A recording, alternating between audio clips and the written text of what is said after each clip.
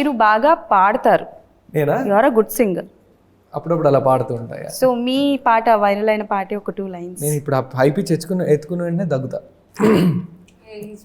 Yeah throat ball. అవునా? అయ్యో మీరు పాడండి, మీ పాటే కదా. అబ్బా డాక్టర్ని పిలిపించండి అయ్యా. ఇలాగే ఇలాగే ఇలాగే ఇలాగా ఎప్పుడు లేదే తనందమెందుటి గొప్పది అంటే తలెత్తి చూడకు తప్పదు అంటే తలొంచి మొక్కిన తప్పే కాదే మేడం సార్ మేడం అంతే. ఇప్పుడు మేడం తీసేసి సార్ అని పడాలి.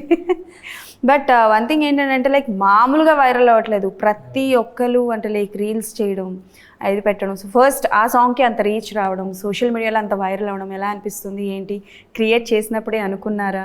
కొంతమంది ఫ్యాన్స్ కూడా అరే ఏంటి మన హీరో సినిమాని రిక్రియేట్ చేస్తున్నారు, ఆ భయం కూడా కొంత ఉంటుంది కదా, ఏమైనా రెస్ట్రిక్షన్స్ ఏమైనా పెట్టారా? లేదు, చేసేటప్పుడు సాంగ్ చేసేటప్పుడు భయం అంటూ ఏం లేదు. As it is Allu Arjun అన్న బన్నీ అన్న ఎలా చేశారో అలా చూడడం చేసేయడం. I hope it worked out. And song viral అవ్వడానికి కారణం అల్లు అర్జున్ ఫ్యాన్స్. అలా చాలామంది అసలు they pushed the song to every other audience. చాలా వాళ్ళ ఇన్స్టాగ్రామ్ హ్యాండిల్స్లో, ఫ్యాన్ పేజెస్లో, ట్విట్టర్స్లో వాటిల్లో పుష్ చేయడం. ఆ సాంగ్ అంటే మా సాంగ్తో పాటు బన్నీ అన్న ఎగ్జాక్ట్ ఫ్రేమ్స్ మ్యాచ్ చేసి రీల్స్ చేయడం ఇవన్నీ. వాళ్ళు చాలా పుష్ చేశారు. ఎడిట్స్ ఏమైతే ఉన్నాయో లైక్ మా సాంగ్ పైన బన్నీ గారి సాంగ్ లైక్ అన్ని సీన్స్ అన్ని మ్యాచ్ చేసి those were like really nice. Okay, నేను ఫస్ట్ చూసినప్పుడు ఏంటిది ఏం చేస్తున్నారు వీళ్ళు అని అనుకున్నా first thing.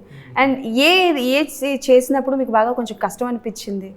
Like you enjoyed a lot recreate చేసినప్పుడు ఐమ్ ష్యూర్, బట్ స్టిల్ ఏది చేస్తున్నప్పుడు అంటే లైక్ కొంచెం ఎక్కువగా కష్టపడాలి, ఎక్కువగా ఇన్వాల్వ్ అయ్యి చేయాలి అలా ఏమనిపించింది? అంటే వీడియో రెఫరెన్స్ ఉంది కాబట్టి it is very easy now.